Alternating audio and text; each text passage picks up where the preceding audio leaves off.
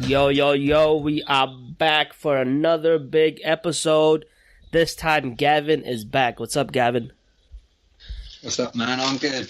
I'm not too bad. Yeah, we did a podcast with Rory right after the draft, but you were away. You had to be with the missus. But now you're here. Tell me, man. Tell us what your thoughts are. What went through your head first time you heard the commissioner say, with the fourth pick, the Raiders select Clelin Ferrell? Well, I was shocked at first. I think a lot of people were shocked. There was one name that kind of stood out when the other names went, and that was Josh Allen.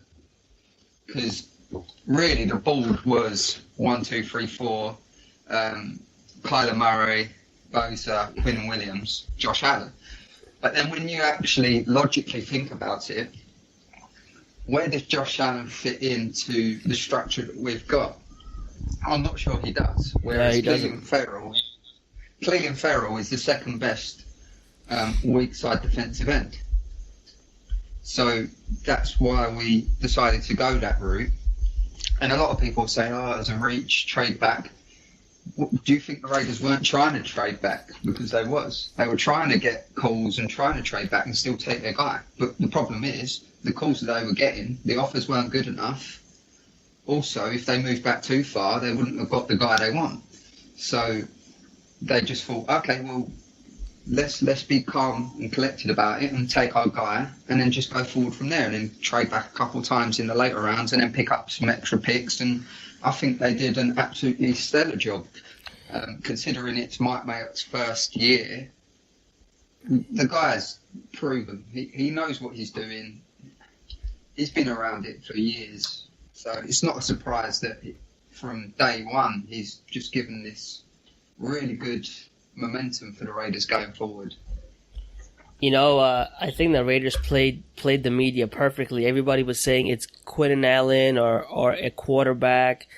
Vic was saying it might be Devin White. Not one media person had Clelin Ferrell in their thing. So I think they were just throwing some names out there to the media guys. So,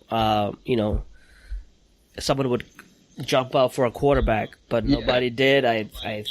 They tried. They fooled the media into thinking they're going to take a quarterback or move up for Quinn Williams or take Devin White if he's there.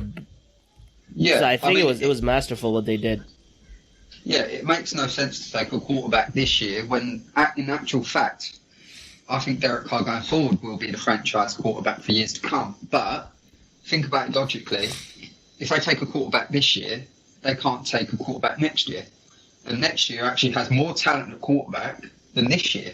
Yep. So I think what they've done is they've said, okay, well we'll leave it this year because we know for a fact that the guys who are on the board are nowhere near as good as what Derek Carr is. So let's roll with him, see what happens this year, and then reevaluate, next off season. And what is interesting to me is we didn't actually draft an offensive lineman or anything this year, because I was actually really thinking we were going to go, with the third pick or the fourth in the draft that we had with an offensive lineman, because you look at that left guard spot and it's massively open. And yeah, one thing about that is the left guard spot isn't very valuable in the NFL. I mean, you can always use the help of the center, if one of your guard spot is weak. So that's probably why it's probably one of the least important non-special teams positions. And I think they wanted to go, let's get our defense shored up instead of, when we have 4 good linemen, the fifth one can be covered up, So I think that's what they were thinking. Yeah. But they did bring in a guy, an undrafted free agency, who should be good. So we'll see. We'll get to that when we talk about the undrafted free agents. Yeah. But overall, what are your thoughts on Abrams and Jacobs and all those guys? Yeah, so everyone knows I value the running back position probably more than anyone else. Every year, JB, you've known me for years now. Yep. Running back for me is really important for the team. They wind down the clock or they get extra yards. They really wear teams down. And if you've got a back who can do all sorts of different pieces, then it makes it harder for teams. So when we drafted Josh Jacobs, I was a bit like, meh, because I always said, ideally you'd go with David Montgomery or Miles Sanders or someone like that. But then when you actually break it down and think about it logically, the reason why they took him is because he can do a little bit of everything. He's a power runner too. Yeah. They chose. So they had guys they wanted. They went out and got their guys. But with Jacobs, I noticed that he's actually really, really nifty. He's actually a bit more nifty than people give him credit for. And I mean, I don't know if you see the videos of him doing like the spin move and stuff. I mean, he's not slow, and he's got a bit of elusiveness about him. But value-wise, I would have gone like round 3 onwards. But the problem was, as obviously as we know, the Raiders didn't have a third-round pick, so they rather had to take Jacobs or no one at all, because by the time it filters through, their picks would have been off the board. Yeah, and I talked about it with Rory last time. We went through the running backs that were off the board by the time the Raiders picked 4th round, and all the good ones are gone, so there was nobody there. Yeah. So no, exactly. Just take the best one, Yeah, exactly. But no, I was a bit like not sure at first, but then when you sit back and you think, what are Mike Mayock and Gruden doing? What they're doing is they're putting in little fundamental pieces in each side of the ball, and what Josh Jacobs can do is block as well. So they've got a blocking running back. That's the main thing. Backfield. Yep. Also, he's a good runner. You know, he will, and because he hasn't got a lot of tread on the tyres, you know, he didn't see the ball as much as the other running backs did in this year's draft. So he's got plenty of tread on the tyres, and he's not worn down. He's not been injured. He's you know, he's that's fresh. What they've gone for. He can come in and run hard. Yeah, exactly. Yeah. And then you go on to the pick after that, which is Abram. Absolutely loved that pick. I had him as the top safety in this year's draft. He hits like a train. Just watch his tape, man. Like that geezer. When he sets off, that's it. He ain't slowing down. Yeah, and we got some good upside picks too in the draft. But let's talk about the 7th round guy. That guy ran a 4.38, weighing 250 pounds. He's a wide receiver turned defensive end. These guys like these go in the 7th round undrafted because they're very raw. They're not skilled, but they have the athletic profile. So if he can be developed, if in special teams, or if he makes the 53 and is inactive, if he can be developed to play, man, that's something to watch out for. Its only problem is those guys don't usually develop. They have to put in the time to learn the pass rushing moves and everything. But if they can, it's out of this world. It depends on his football IQ. Yeah. If his IQ is really good and he hits the ground running, don't be surprised if he does actually see snaps and stuff, because for a 250-pound guy to run a 4.38 40-yard dash, that's ridiculous. And if he's got good bends, which he does, he's a freak athlete.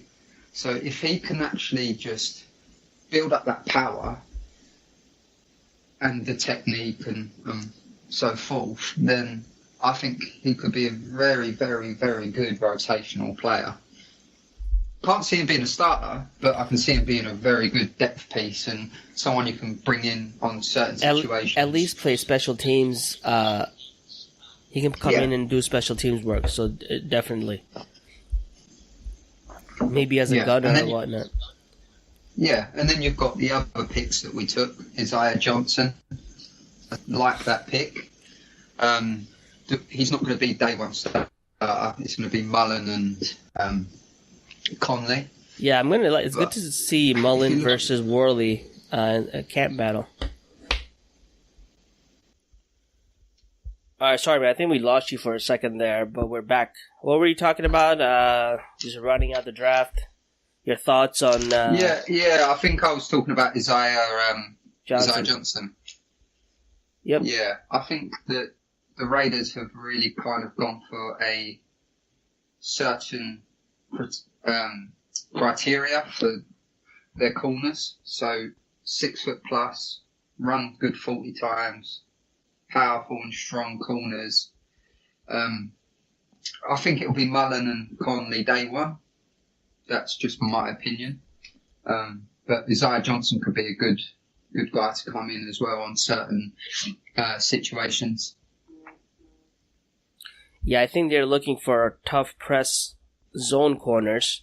They'll be all up in the opponent's faces, not allow quick throws, and be able to tackle running backs and tackle whoever's in the flat. So I think they definitely have a type. They didn't just go out and grab random people. They got actual talented people. No, exactly. And one of my favourite picks this year, without doubt, has to be Foster Moreau. Yeah. He is super talented. Really good at blocking, can catch the ball. Didn't really see a lot of that because of the way that the offense ran at his school. But I think you've only seen a little bit of what he's actually capable of, and athletically, he's a lot more athletic than people think he is as well. Yeah, and that leads us to Lee Smith being cut, which is a shame. I mean, he's a really good dude.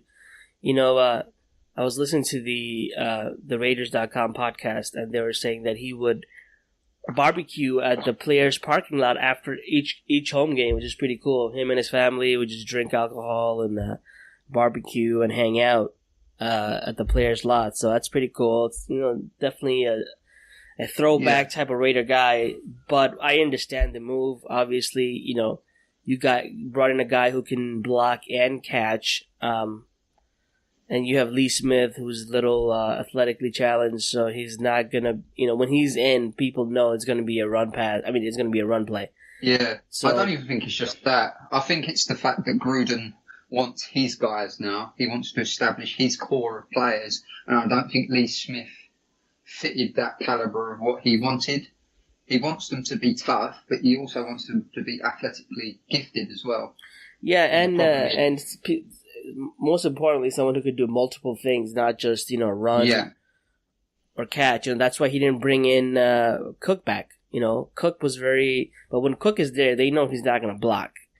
He's not an inline tight end, but guys like Foster Moreau, he can come in and, block or run. So I think that's, and Vic Tafur said Gruden didn't even try to bring him back because he wasn't part of their plan. He just got a lot of receiving yards last year because there was nobody else to throw to. You know what I mean? It's empty. Yeah.